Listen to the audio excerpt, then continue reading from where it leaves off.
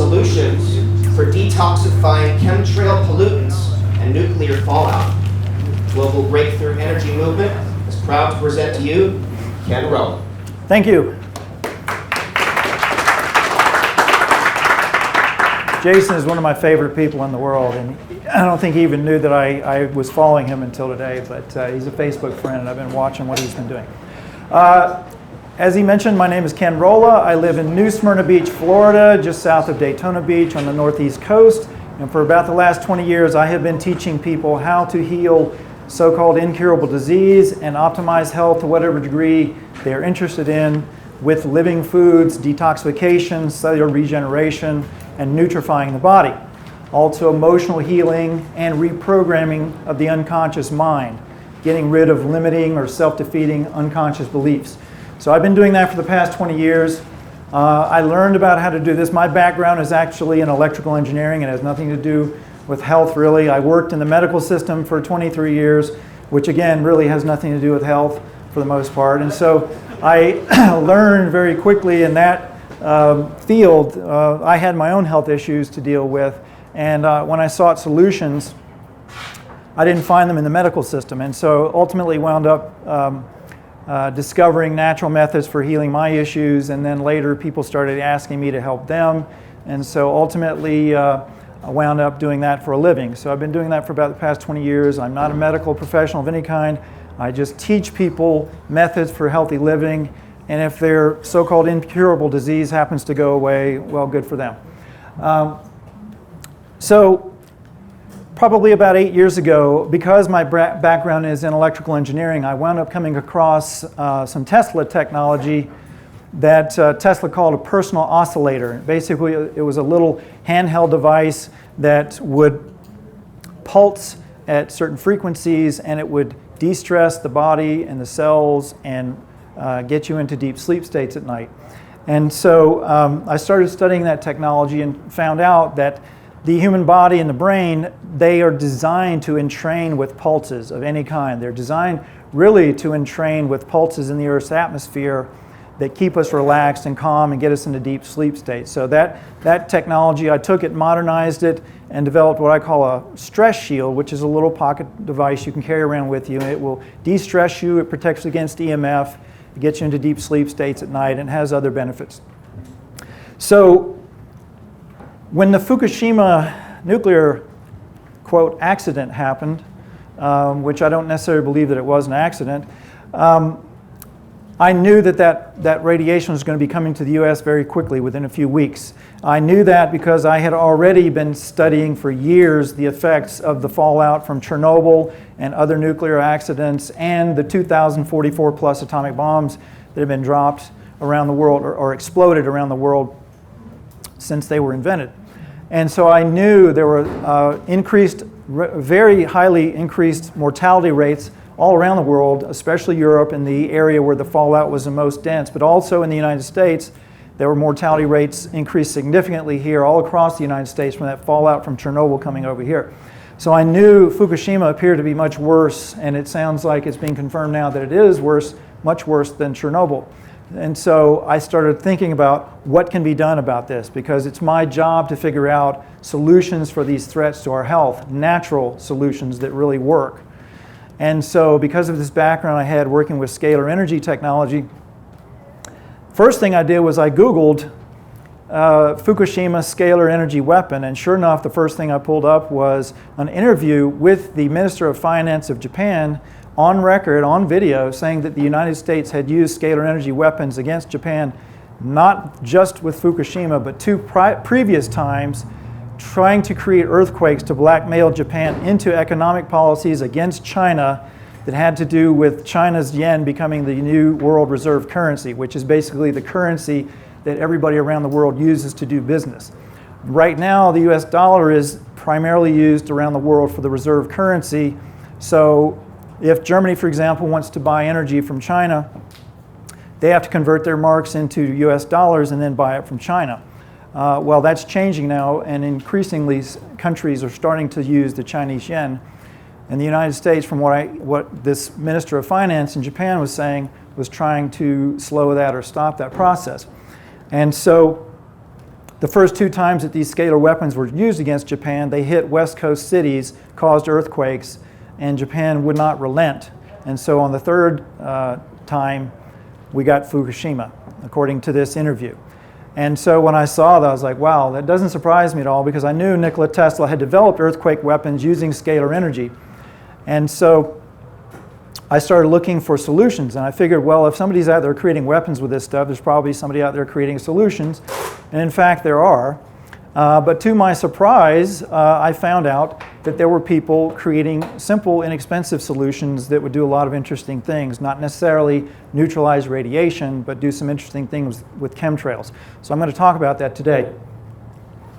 First of all, I'm used to speaking to groups that are not anywhere nearly as sophisticated scientifically as you all here. So I'm used to, first of all, getting over the debate of whether or not chemtrails really exist. So I'm going to gloss over the first probably half of this presentation very, very quickly, because it's normally a 2-hour presentation. We're going to get it done so that we can get to the solutions, because that's what we're really interested in, is what do you do about this stuff, okay? So anyway, if you think that chemtrails and geoengineering are just a conspiracy theory, just go to YouTube and search on David Keith, K-E-I-T-H. David Keith is a Harvard professor, 2009 Time Magazine hero of the environment.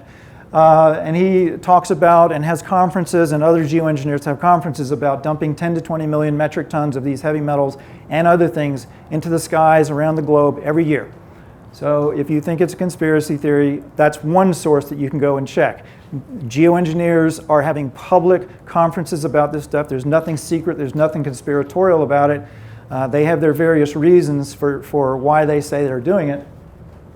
One little interesting tidbit, it actually is against the law to spray chemical or biological agents on human populations. So that's the good news. The bad news is that in that same law, and by the way, this is Public Law 105/85, which is part of the 1998 National Defense Authorization Act, or the NDAA. And in that law, though, it has some prohibitions. It says, the prohibition in subsection A, which is the part that says it's illegal to spray us, does not apply to a test or experiment carried out for any of the following purposes. Any peaceful purpose that is related to a medical, therapeutic, pharmaceutical, agricultural, industrial, or research activity. Any purpose that is directly related to protection against toxic chemicals or biological weapons and agents, or any law enforcement purpose, including any purpose related to riot control. So basically, it's illegal to spray us, except for anything that corporate government may particularly want us to spray us for. So you and I can't spray each other, but the government can spray us. If you want more facts and details about geoengineering and chemtrail issues, there are several wonderful movies on YouTube for free. I would recommend buying these DVDs so you can support these people, because they are doing this on a shoestring budget, but bringing out the facts about geoengineering and chemtrails. What in the world are they spraying, and why in the world are they spraying? And their website is witwats.com. That's WITWATS.com. Okay? They mentioned these reasons for spraying their geoengineering chemtrail stuff. I'm not going to go over the details. It ranges everything from military to stopping global warming, et cetera, et cetera, et cetera, which most of it, I think, are smoke screens. One of the big reasons it's mentioned in these movies as well, that in my experience, I believe as well, is population reduction. This is an aerial view of geoengineering or chemtrailing. And you can see, I'm in Florida. This is the southeastern United States. These trails don't follow any normal commercial aircraft patterns. You would go out of business really quickly if you're flying aircraft backwards and forwards over the same area all the time. So you can see satellite views of these chemtrails in these patterns. And if you sit outside your house or wherever you're at when this is going on, you can watch these planes. And by the way, there are websites that have the transponder tracking for all of these planes going over any area. So you can actually go online and see what aircraft are flying over your area, and you can watch them and you can see their identification. So you can figure out whether or not this is a commercial airliner or not, and you can see what pattern it's flying. We want to focus on the solutions. Two technologies that I've been involved with over the years are scalar energy and water fuel. And before I ever got interested in scalar energy, back in the early 90s, I worked with a man named Yul Brown. Yul Brown had developed water fuel technology that was based on a man named William Rhodes' work. And I believe William Rhodes probably got his from Keeley and others back in the 1800s. But water fuel technology has been around since the 1800s. William Rhodes took it and developed it into a welder. I'm not sure if he intentionally did not develop it into a fuel system for vehicles or engines, knowing maybe particularly at that time in the 60s that something might happen to him. But for whatever reason, he did not develop it into a motor fuel or a vehicle fuel. He just used it as a fuel for welders. And that company is still, it's under a different name, but you can still buy these water welders in Arizona. So along came Yul Brown in the 60s, and also Andrija Puharich, who were both brilliant men who figured out, I believe, taking William Rhodes' work, developing water fuel technology as well.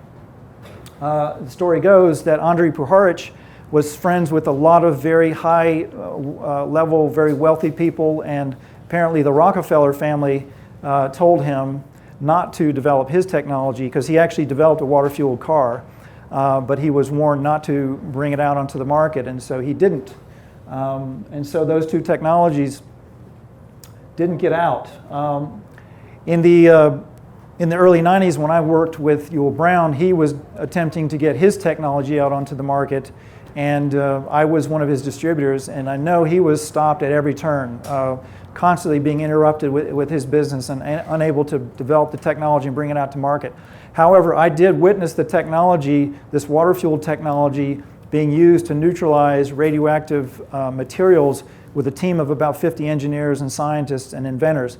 So I have witnessed this with measurements to show that water fuel technology can neutralize radioactivity. Basically what you do, at least in Brown's gas case, is you run a welder with it, you burn the nuclear material, and it rearranges the atomic particles, possibly subatomic, and changes the radioactive elements into non-radioactive elements.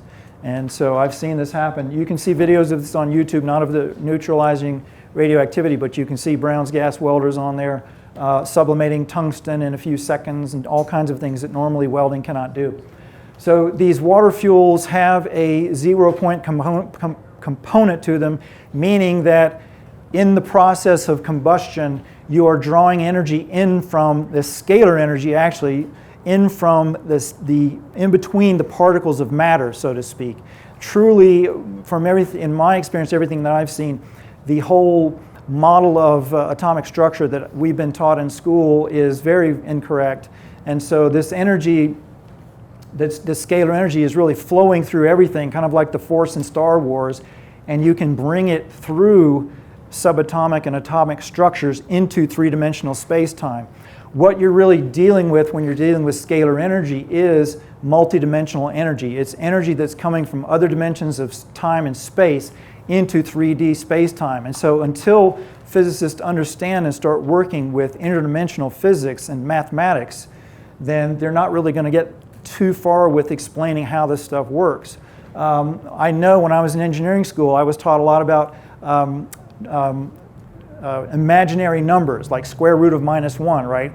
That can't exist. Well, they do exist in other dimensions of time and space. The mathematics of interdimensional physics is in the realm of imaginary numbers and this weird math that we have not used before for practical purposes. So then along in the 80s came Stanley Meyer. Stanley Meyer, you've probably seen some of these other presentations, developed a water-powered car. And from what I hear, he was poisoned within a few minutes of signing a $30 million contract with the US military to power their vehicles with this water fuel. So water fuel can neutralize radioactivity. That has been demonstrated on more than one occasion. Scalar energy is a more nebulous thing, and probably Nikola Tesla is probably the most responsible for bringing this type of energy and the awareness of it and technologies using it into the modern era. So where does this stuff come from? How do you generate scalar energy or scalar waves? Well, first of all, it's important to understand that scalar waves are vortex waves. They flow through the universe and they spiral and they branch as they go. So they spiral and they fractal as they go. And so this is just an article from phys.org stating that their black holes are at the centers of galaxies. And so what's been discovered is by Nassim Haramein and others, and if I have more time, normally I present the science behind this and more of the people involved in showing the science of this.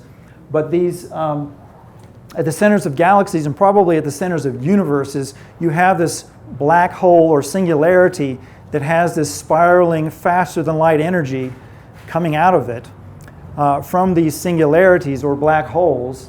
And I believe black holes are probably nothing more than superluminal suns. So they're kind of like an anti-sun where radiation is coming out and going in, sort of like what Nassim Haramein has discussed, where you've got two toroids of energy where they meet, these vortexes are created, where energy is flowing in and out of them. Well, I think that's what the centers of galaxies are. They're where these two toroids of energy are flowing, and it creates this vortex, and energy is flowing into them and energy is flowing out of them. And one of the things that's flowing out of them is superluminal scalar energy. So it comes out of the center of galaxies and it spirals and fractals as it goes, and as it's coming out, it passes through singularities at the centers of suns and at the centers of planets. Nassim Haramein is showing evidence of that our own planet has a singularity at the inside, which would explain a lot of phenomena like gravitation and magnetics and all kinds of things. First of all, 245. Second of all, could you describe what a singularity is vis-a-vis the center of our planet? The singularity at the center of our planet, Nassim Haramein describes it as a mini black hole, about the size maybe of a basketball or so, not a very large one. And so if that's true, he's doing the science and math on that to show. If that's true, it explains a lot of phenomena. And what I have surmised from studying all of this science around it and also getting knowledge information from some other sources, this energy is flowing through the galaxy, being relayed to sun to sun to sun, and then also to planets. And it comes, on our planet and other planets, it comes up through the center of the planet, and it's coming down from our sun. And as above, so below, within our own bodies, we have these little black holes inside of our bodies. This is being shown in epigenetics by people like Dr. Bruce Lipton and others.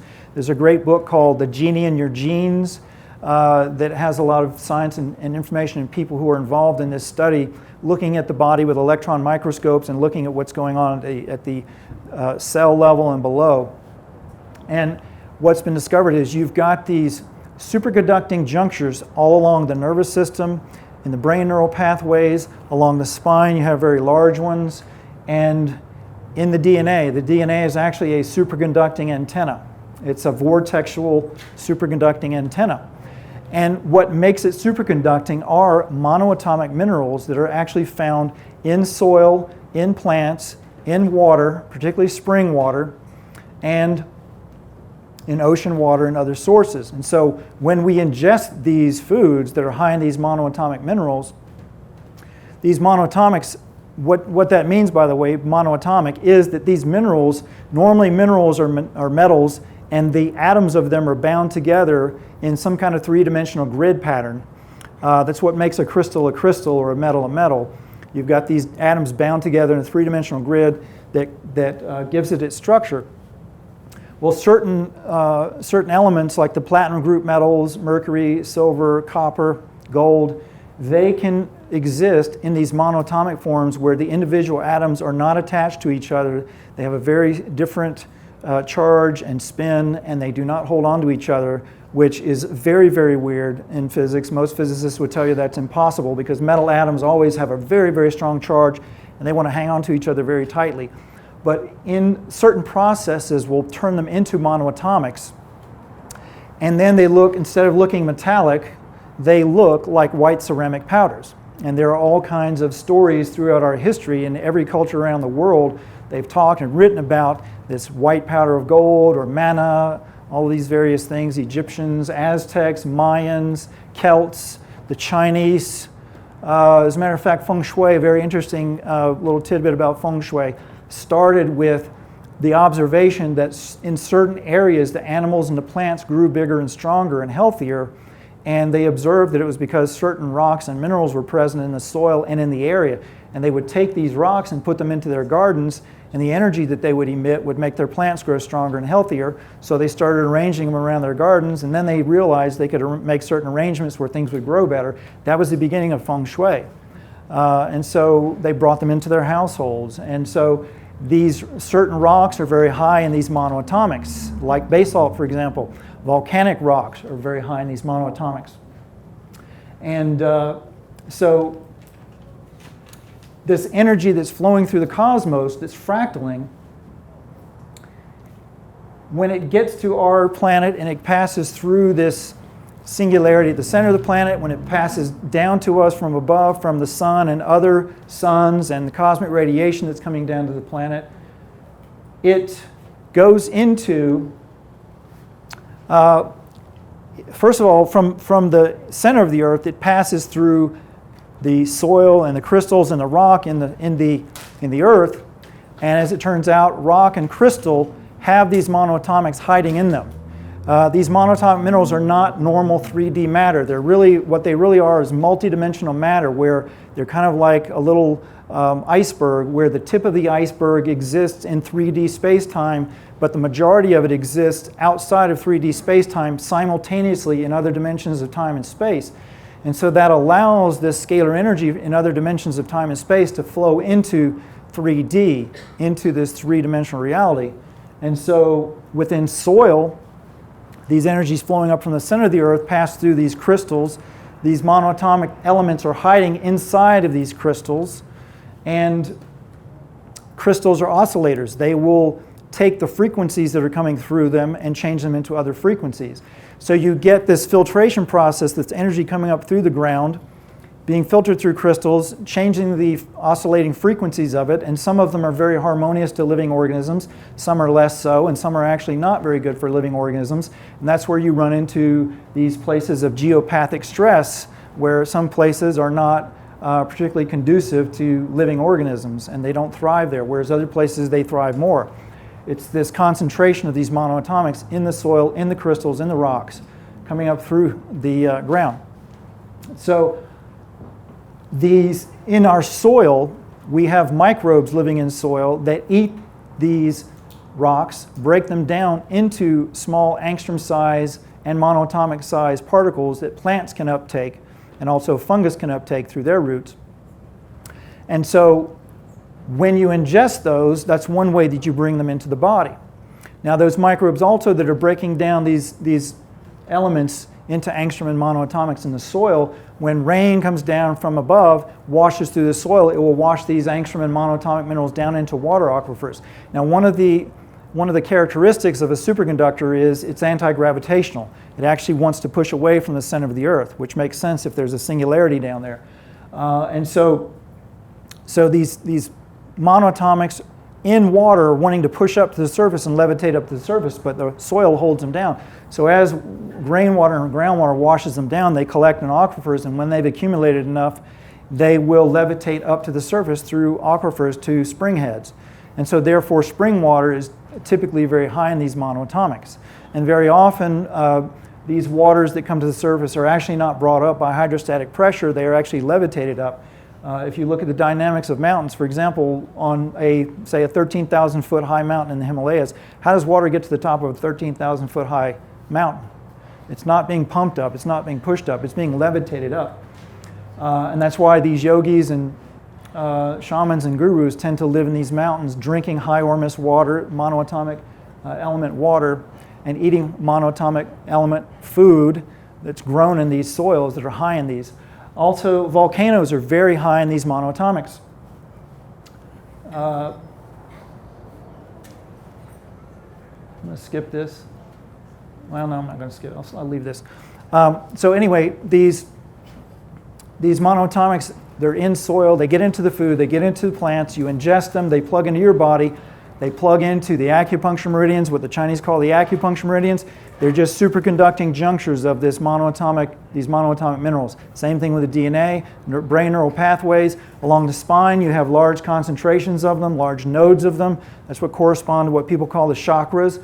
And if you look at these ancient practices that talk about this stuff, like Ayurveda, Chinese medicine, they talk about the vortexes of energy coming out of the chakras. Well, it's because it's scalar waves. It's scalar waves that are vortexing outward. And the farther away they are from the brain, the different the frequency is. The brain is actually a scalar wave generator. The brain is very high in these monoatomics. One of the things that I found in creating scalar waves with electronic circuits is one of the ways you can create them is by creating electric fields that intersect at perpendicular lines, and you will create scalar waves. That's exactly what the brain does. That's how you create your reality.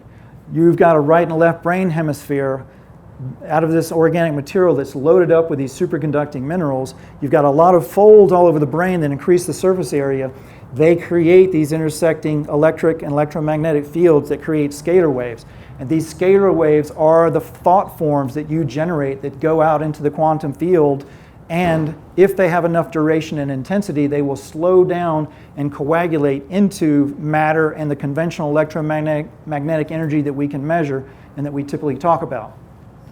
So your own biology, your own organic biology is some of the most sophisticated technology in the universe that generates scalar waves. We're all walking, talking scalar wave generators, and that's how we create our reality. All consciousness is doing this. It's creating these scalar waves that, if they have enough duration and intensity, they slow down and manifest as matter and energy that we can see and measure in 3D. So, with that said, you've also got these energies coming down from the sun and from space, from all these other planetary bodies and from suns. Comes down through the Earth's atmosphere, it hits the surface of the Earth, it bounces back up, hits the ionosphere of the Earth, it's reflected back down, and it just continually bounces back and forth between the Earth and the ionosphere over and over again, back and forth, 24/7. That's known as the Schumann resonance. It was named after the man who discovered it, Schumann, in the 50s, I believe it was. And so this pulsing, there are several different frequencies that occur, different types of energy coming down and doing this. And there's a primary pulse that is around 7.83 cycles per second, or 7.83 hertz. And that primary Schumann resonance is a pulse that our brains and our nervous systems and our cells entrain with, and slows us down and gets us into deep sleep states at night, and it de-stresses us and it keeps us balanced and happy and healthy. Problem is, the Schumann resonance has been accelerating for years, and it's now up to about 13 something. So instead of listening to this slow, relaxing beat in our bodies and our cells and our brains, we're listening to disco all the time. And it's wearing us out, because disco is fun, but you can't do it 24/7, right? So we're getting stressed at a subtle level by this Schumann resonance that's accelerated, and we've got to do something about it. So yes? Why is the Schumann resonance accelerating? Why is the Schumann resonance accelerating? That's a good question. There's all kinds of theories about it. The one that I adhere to and believe the most is man-made EMF on the planet, from everything from the electric grid to everything that we make electronic and electrical. All of those fields that we're putting off, they're somewhere between, I've heard, 500 million and 1 billion times above natural EMF on the planet. And so it's probably these disharmonious electromagnetic frequencies that we're generating on the planet. It may be coming from the cosmos. Some people say that it's a natural increase in the cycles of the universe, and that may be the case too. But for whatever reason, it's accelerating, and it's not doing good things for us. Some people think that this faster Schumann resonance is expanding consciousness and waking people up. Well, it may be, because it may be making them uncomfortable. But I can tell you, after creating devices that pulse at the old Schumann resonance, they majorly de-stress people and get them into deep sleep states. And they have all kinds of interesting effects on plants and animals and microbes, which we'll get into in a moment. So we've got this ocean of scalar energy that flies through the universe like matter's not even there. It's really interdimensional energy that goes way beyond the speed of light, or what we've been told is the speed of light, because now it's been discovered that there is no the speed of light. The speed of light can change depending on circumstances. And so, and of course now, like with the Hadron Collider, they've discovered there are particles that go way beyond the speed of light. So we've got these waves of energy that can travel in between the, quote, particles of matter going way beyond the speed of light, and it's what ultimately slows down and turns into matter and energy that we can see. As I mentioned before, crystals have these monoatomic elements in them. They're kind of like lenses or antennas for this energy that's all around us, and they can bring it into 3D. And they do normally. That's what they always do. Not many people have stopped to measure scalar fields coming off of crystals, because apparently the technology has not been available to do that until recently, and it's pretty much in the hands of secret government labs and a few very smart people as to how to do that. But at any rate, when you see body workers and healers working with crystals and channeling energy through them, it's not a bunch of New Age nonsense. What they're doing is using their scalar wave generator that God gave them up in their skull, channeling it through the nervous system, out through the hands, and they hold these crystals, which are scalar energy oscillators, and it will alter the frequency of the energy coming through that they're generating and send it out in a certain frequency corresponding to that type of crystal. And if it's the right crystal, it's a healing frequency. And so that's how crystals can help heal people.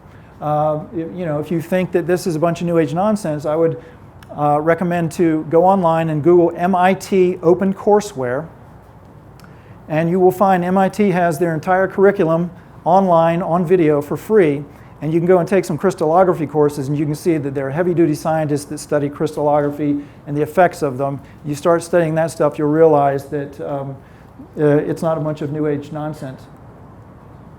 The human body has, as I mentioned, this field. Well, the scalar energy is flowing in it and flowing out of it. It's what the Chinese call qi. In Ayurveda and Chinese medicine, these other ancient practices, they talk about the flow of qi or the blockage of qi or prana or life force or whatever. It is this scalar energy of consciousness that flows through the universe. I liken it to God consciousness. And it comes in, flows in through you. You're also generating it. And it creates this, guess what? A torus-shaped field around you. You have a torus-shaped field around you of scalar energy. So does the Earth. The Earth has a torus-shaped field around it. So does the Sun. So does the solar system. So does the galaxy. This is what Nassim Haramein talks about when he talks about boundaries. You've got this torus-shaped field of energy being generated by a recurring geometry in the universe.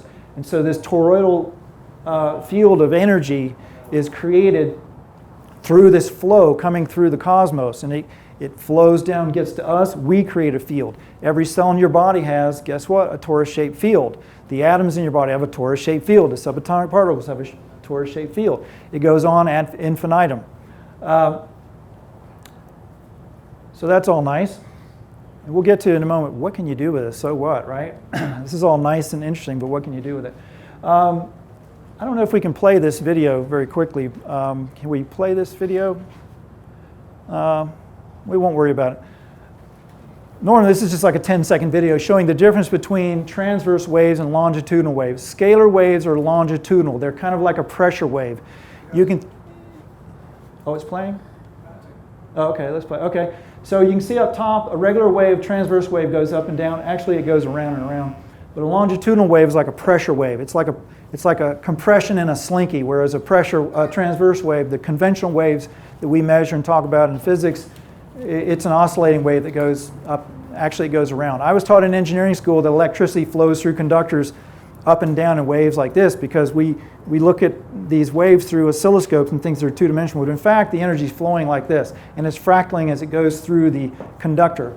And so a lot of waves, by the way, that we see on Earth would normally be vortexing rather than going up and down if they weren't glued down to the planet. For example, ocean waves. The only reason that they go up and down like that as opposed to around like that is because gravity is smashing them down onto a two-dimensional plane.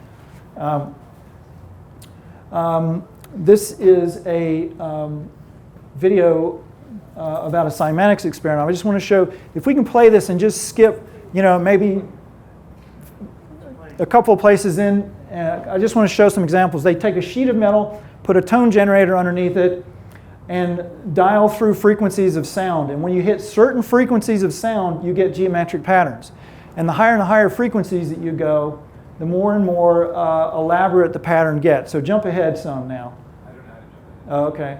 Well, we'll just let it run just a touch, and then we'll go to the next one. So as it goes along, it gets more and more complex. And some of these pictures you'll notice are taught in calculus. They're, you can graph these in calculus. So all of these, you go from chaos into order. And when you hit certain frequencies, you go into order, and you get a geometric pattern. And it just so happens that all of those frequencies where it hits order are frequencies that are harmonious to living organisms. So if you're playing with energy in any form and you want to know what frequencies correspond to healing energies or healthy energies that are beneficial to living organisms, just take a note from Cymatics and see what frequencies correspond to organization as opposed to chaos. Okay? There's a wonderful book written by Ilya Prigogine called Order Out of Chaos, where he discusses this. He was a Nobel Prize winning physicist who figured out a lot of things about cymatics. I have a quick question on that. On the different frequencies, does it change the order each time, or do you always get the same image at the different? That's a good question. Do you get different patterns from the same frequencies if you do this experiment over and over? No, you get the same geometric patterns with these same frequencies if you do it over and over, or if you repeat it with the same materials. It might change if you're using different materials, but if you took a sheet of metal, a tone generator, and you dump sand on it, and everything's pretty much the same, you can repeat the process over and over again, and it will lock into the same geometric patterns at the same frequencies over and over again. So it is repeatable, and that's why there are people that are doing healing work who talk a lot about these sacred frequencies, like the love healing frequency or the DNA healing frequency, 528 and 582 and 432 and 444 and 741, 936. You'll see a lot of that, and it sounds like a bunch of New Age nonsense if you don't understand cymatics. But if you understand cymatics, you could be using sound, you could be using scalar waves, you could be using magnetics, electric fields, all kinds of stuff. And if you get the right frequencies and you are using a frequency that will work specifically for certain types of issues, you get amazing results with it. Okay. Now, as I mentioned, these scalar waves flowing through the cosmos, they're vortexing and spiraling and fractaling, and they come down to Earth. They come up through the Earth. Mountains, particularly volcanic mountains, are natural scalar wave transceivers. So volcanoes are high in, volcanic rock is high in these monatomic elements. You can go onto YouTube and search on Iceland volcano lightning, and you can see, or just search on volcano lightning, and you will see lightning bolts shooting up out of volcanoes when they're erupting. And of course, scientists don't know why that is. Well, it's because those volcanoes are emitting a lot of monatomic elements, which are superconductors. They create what's called a Meissner field, which is a superconducting field, and it wants to ground out. And so it starts shooting large amounts of electricity out. And so mountains that are high in volcanic rock, extinct volcanoes, they're going to be high in these monatomic elements locked into the rock, and therefore they will create scalar vortexes shooting up out of them. It will go up into space, and if sometimes you can see evidence of that with, for example, lenticular clouds. This is over Mount Shasta, and I had a friend come back from Mount Shasta, and she was a yoga teacher, said, "Oh my God, there's flying saucers over Mount Shasta." And it wasn't flying saucers, although maybe there was a flying saucer hiding in there, but it's the scalar vortexes that are coming off of these mountains that slice these clouds up into these disc shapes, and that's what you're seeing a manifestation of. Okay, so you can make an artificial mountain, and that's what people have been doing for thousands of years. One way is to take rock that is high in these monoatomic elements, that's either high in volcanic rock, or in this case with these pyramids, it's sedimentary rock that where volcanic rock was broken down and deposited and turned into stone, so it's still high in these monoatomics, and you build a pyramid out of it. And what you've got is an artificial mountain that is a scalar wave transceiver. So these energies that are flowing in from the sun and up from the surface, up from the center of the earth, they meet inside of these pyramids, and they create scalar wave vortexes in large areas around them. And depending on the geometry of the pyramid, you can tune them to pick up certain frequencies and transmit certain frequencies, depending on the dimensions and on the materials that are made of. So our illustrious government wound up studying this and understanding this and developed another method of doing it with antennas, for example, the HARP antenna, and using powered scalar wave generators to transmit very large amounts of scalar energy for various purposes. It can be used to modify weather. One of the things that these scalar waves do is they will knock ionized particles out of the atmosphere. They have all kinds of interesting effects that we don't have time to get into. But when you do that, you can bombard areas with harmonious frequencies or non-harmonious frequencies. And if you do the right things with non-harmonious frequencies, you can do things like project it onto a battlefield and scramble the brains of soldiers so they don't even know who they are and why they're there. All sorts of stuff. You can suppress immune systems, you can make people sick, you can dumb people down, all sorts of things. So you can do all kinds of positive things with it too, yes. It just depends on the frequency. It really depends on the frequency and the power behind it. So absolutely, it's like any tool, you know. You can use it for good, you can use it for harm. One of the signatures that you can see in the atmosphere when this is going on is, as I mentioned, you saw the natural forms with lenticular clouds. Well, unnatural forms from these HARP antennas and others will show up as longitudinal congruent lines because these are longitudinal waves. They will show up in the cloud structures as longitudinal lines like this. And those are typical classic scalar wave signatures in the clouds. And it gets much more uniform and much broader than this. I've actually flown in areas where, as far as the eye could see, probably 150 miles in each direction over entire states, there were congruent, perfectly parallel lines of clouds that looked like somebody had taken a plow and plowed through the clouds. There were clear areas, clear lines and lines of these clouds. Classic scalar wave signatures in the cloud. So if you see this in the clouds above, you can you can be sure that the area is being bombarded with some kind of scalar energy. Visible from the ground? What's that? This plowing effect visible from Absolutely, it's visible from the ground. Yeah, this is taken from the ground. You can see it everywhere. It's in the clouds above you, and quite often I will see this in areas that where you will see these kinds of wave patterns. Yes. I'm curious if you've been approached with an argument by fluid dynamicists, for instance, about those formations being the result of hydrodynamic instability. It can happen naturally. It can happen naturally, but not with the frequency that it's occurring. It's like everywhere. It's so ridiculous. It's not going to happen with that much frequency. Another signature that you can see also with scalar wave bombardment is fractal patterns in the clouds. And I'm old enough I've been around 52 years, so I'm old enough to remember back in the 60s and 70s, I don't recall ever seeing any of these kinds of cloud patterns, okay? Maybe I was a little kid and I wasn't... That's what it looked like over Denver this morning. Right. When we flew into Denver, there were tons of scalar wave patterns over Denver, and also a lot of chemtrailing going on as well. And it used to look like that where I live.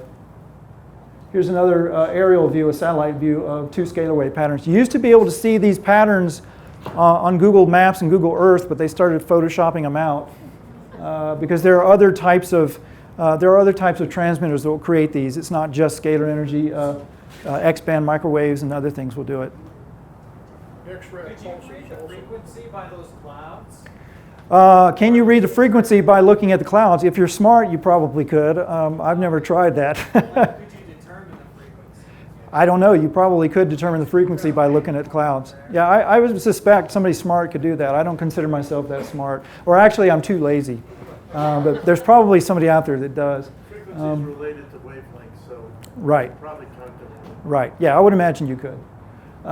Okay, so here we go. Solutions. What are the solutions? Well, as I said, I started studying this, and Alexander Rohla is a Russian physicist. He was studying, after the Cold War ended, he had a large budget. He worked for the Russian government, and he had millions of dollars at his disposal, and he didn't need to spend it on weapons to destroy the United States anymore, and so he started experimenting with pyramids. And so he built a lot of pyramids doing different things with them, quite interesting things. And his work is very, very interesting. He built a large 144-foot high pyramid outside of Moscow and discovered all kinds of benefits that came from this. This is known as a phi ratio pyramid, so you can see it's taller and more slender than the Egyptian pyramids. Completely made out of fiberglass and plastic, no metal conductors whatsoever, because when you're dealing with scalar energy, it's like bizarre world physics. Electrical conductors are non-conductors with scalar energy, and non-conducting electrical non-conductors are scalar energy conductors. So he built it entirely out of fiberglass and plastic. It will do all kinds of interesting things, including healing people. You can charge crystals with it and take them to people and it will heal them.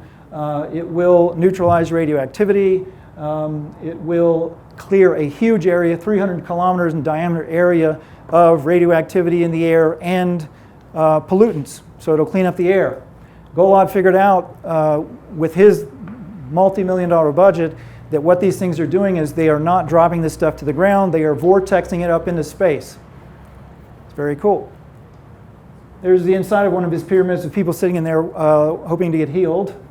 There's the inside of it going up. Okay. Now, this one was very, very interesting. There's a whole slew of benefits that came out of this pyramid. One that was very, very interesting to me, and I talk about this a lot in my longer talks. When you understand how this scalar energy flows through the cosmos and what its involvement with consciousness is, the polarities of energy that create and manifest as problems in our reality, the opposite polarities always manifest as solutions simultaneously. So if you understand that, all you've got to do is start looking around for the solutions and you'll find them. One of the things that this pyramid did was it brought back extinct species of flowers, extinct on Earth for 11 million years. Okay, Golod theorized that what it's doing is it's bringing in the old patterns of these ancient organisms from the quantum field, or what some people might call the Akashic records. Did they just start growing near the pyramid? They started growing in the field around the pyramid, yes. Now, other people that have neutralized nuclear radiation, there's been tons of them. Rohla in 1975, who was a professor emeritus of physics at Arizona State University, developed a method, and that went nowhere. He's dead now. Thomas Bearden, of course, he's got an application, a patent application for it. Patrick Flanagan, Stanley Myers Technology, and others. If you want to do this yourself, there are ways to create these devices very inexpensively with a few things from home centers and eBay. You can create your own devices that will clear these chemtrails and these nuclear particles out of the sky by doing the same thing, making an imitation mountain, a little imitation mountain that will vortex scalar energy up in the atmosphere and send it out into space if it's strong enough, okay? Konstantin Meil is a German physicist who has taken Tesla's technology. He's a brilliant, brilliant man. Figured out a lot of stuff like the unified field equation. He finally solved it. But he's got a scalar wave generator kit that you can buy for $2,000, $3,000 if you want to really. It really doesn't cost that much money. But if you just want to dive in, he's the man to look at for circuits that will generate scalar waves. So you could take something like this, point it up at the sky, and you could clear the sky of these things. Particularly if you pulse it at certain frequencies like the Schumann resonance. Okay, so I wound up developing a device a couple years ago. It took me a year and a half after Fukushima to get it done. And I wound up putting it in my backyard. It's a power device. Actually, we sell on my website a little pyramid device that puts out scalar waves to get you into deep sleep state. It's basically a whole bunch of those in one package that's much stronger. And it will create a vortex of scalar energy that goes up in the atmosphere. This is what my backyard looked like in the sky before I put this device out. I call it the sky shield. There it is. You can see these scalar patterns and these unusual kind of wispy clouds. More scalar patterns. And you can see the chemtrails or contrails, if you want to call them that. I call them chemtrails. This is what it looked like the next day after putting this out, this scalar wave generator out. Clear sky, puffy white clouds, blue sky, no haze, no fractal patterns, no scalar wave patterns, just blue sky and puffy white clouds. And over time what happened was, and by the way, this is the event horizon, which is about 75 miles out. And this device is about this big. It's about yay big. And it will generate a vortex about 75-mile radius. And you can see back in the distance those puffy white clouds. That's where the event horizon of this thing ends, and you can see the haze and the chemtrails in the sky outside of it. I'll give you a closer view. So you can see haze and wispy clouds and chemtrails, and all of a sudden, boom, it stops, and there's puffy white clouds and blue sky. You can do this too with static devices. There's a material called orgonite that a man named Carl Hans Wells developed, and it's really ridiculously simple. You take some kind of non-conducting resin like fiberglass. Fiberglass resin is a good one because it's widely available. It's really toxic and stinky and nasty to work with, but it's widely available and it's inexpensive. Get a 2-gallon bucket, dump some crystals into it, dump some metal powders or metal granules into it, put some crystals in it arranged in a certain way, and you have a static device that will generate these scalar vortexes. You stick it out in your yard and it will clear chemtrails. If you design it right, it will clear chemtrails for about a 30-mile diameter. There's a man named Don Croft who developed something called a cloud buster, which you can Google that and you can see tons of people making these devices. That is kind of I would say it's a less efficient design because it takes more materials and effort to build it, but that's a cloud buster on the right. These little pyramids here are simply, the way I discovered this actually when I was working on all this, I had my manufacturing guy had put some of these little pyramids for our rest shield devices out on the picnic table outside to let them cure in the sun, and I was mowing the grass and I saw these chemtrails being laid and they were like vortexing and dissolving. And it was the most bizarre thing. I was like, what the heck? And so when I got back to the house, I saw that and went, hey, I wonder if that's what's doing it. So I drove around town, and it seemed to be clearing an area about 5 miles diameter. So I put 7 of them out there and drove around, and then it went out to about a 50-mile diameter. So that was the beginning of figuring out this stuff. If you design orgonite properly, it does work. It will clear these things. And if you design it properly and create these vortexes, it won't drop the stuff back onto the ground. It will send it back up, it'll send it out into space and at least not drop it back down onto us. It also has a lot of side benefits. Plants grow stronger and healthier and bigger. Honeybees and pollinators and insects will come back around, and it strengthens animals in the area. I'm in Florida. It reduces the mosquito population around where I'm at. It does all kinds of interesting things because it's using natural stones that have natural frequencies built into it that are harmonious to living organisms. These are a couple of devices I made. These are just static devices that will clear about a 30-mile diameter. Yes? Is there a website where I can discover the appropriate specifications? Is there a website? Right now, is there a website to discover how to build these things? Right now, go online and Google chemtrail busters or chem busters and go to YouTube, and you can see people making them and showing how to make them. My advice is, if you're watching those, they're regurgitating a couple of people's techniques. So I would say the trick is to use very small particle sizes of metals and of crystals, and so use powdered crystals and volcanic rocks. There's a really wonderful book called The Enlivened Rock Powders by Harvey Lyle, if you want to know like what rock powders you can use.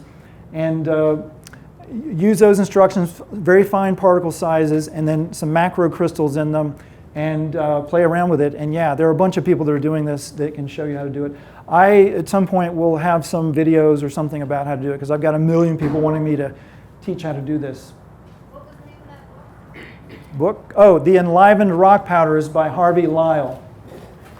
I'm out of time, so I can't talk about detoxifying it out of the body, but I will be having DVDs coming out about regenerating cells and detoxifying radiation out of the body, healing the body. I've helped people that have had radiation sickness heal it completely. One lady from Lithuania was a quadriplegic, and now she's walking and she's fine after a year and a half of detoxification and rebuilding the cells. So you absolutely can heal this stuff. You can regenerate cells, you can get this stuff out of the body, and you can heal and regenerate. The key is living foods and detoxification and nutrifying the body. So, What's your website? my website is freshandalive.com. I'll put it up here. What's your name? My name is Ken Rohla. I'm the dark horse. Everywhere I go, nobody knows me. Nobody's ever heard of me. How do you spell that? I like it that way. Believe me, I'm already getting 200-300 emails a day. I can't take anymore. There's my information. My main website is freshandalive.com. My blog is beyondrawfood.com. And I'm on Facebook. And Facebook is probably the best place to see my updates because I don't have time to blog, but I'm always goofing on Facebook. So I'm either out there reposting stuff or cracking jokes. So take your pick. Well, actually, I do have this. This is my rest shield device for sleep. So I have this in my room, and it will have an effect to a certain degree outside. But this is mainly for sleep and protection against EMF. So is there a known device to measure these scalar waves? there are devices. Konstantin Meil is probably the best person to look at for devices that can measure scalar waves, but it's a new frontier, and up to this point, it's mostly been secret government labs that have been able to measure them. I know, for example, Rohla, he was using some top secret Russian radar technology to measure his pyramid, and they would not let him know how it worked. So I am out of time. One more question and I'm gone. Do you follow Dutch census work, watching scalar squares and scalar circles? Do I what? Have you seen Dutch census work No. online? Okay. And are you familiar with Judy Woods? Yes. Yes. The question was, am I familiar with Judy Wood and this other guy's scalar technology? I'm familiar with Judy Wood and not the other person, but yes. The United States government is very well aware of this. They have scalar energy weapons. This is one of their biggest secrets. I have a friend actually who was a medical doctor that wrote a book about the dangers of breast implants, and she had an assassination attempt against her several times using high frequency microwave weapons. So it can simulate natural causes of death, and so it makes you look like you've had a heart attack or something like that. Because I've already been threatened, I have taken all of the details of how to build this technology that I have, and I have given it to people so that it will be massively disseminated if anything happens to me. So if anything happens to me, this stuff is going global, because I've been very fortunate to meet people who in very high levels of power and influence that can get this stuff out if anything happens to me. Are my slides available online? No, but I will be having, I'll have probably DVDs and more information out about this kind of stuff. And also I'll be talking around the world. And there's a bunch of interviews with me online talking about this stuff as well. So if you just Google my name, you'll find me. Are you going to do a workshop in Denver anytime? Am I going to do a workshop in Denver anytime? I will go wherever people want me to come. If just call me and we'll work it out. Yeah, I go where I'm asked to go. So yes, I'll go wherever you want me to if we can work it out. Okay, thank you very much. I appreciate it.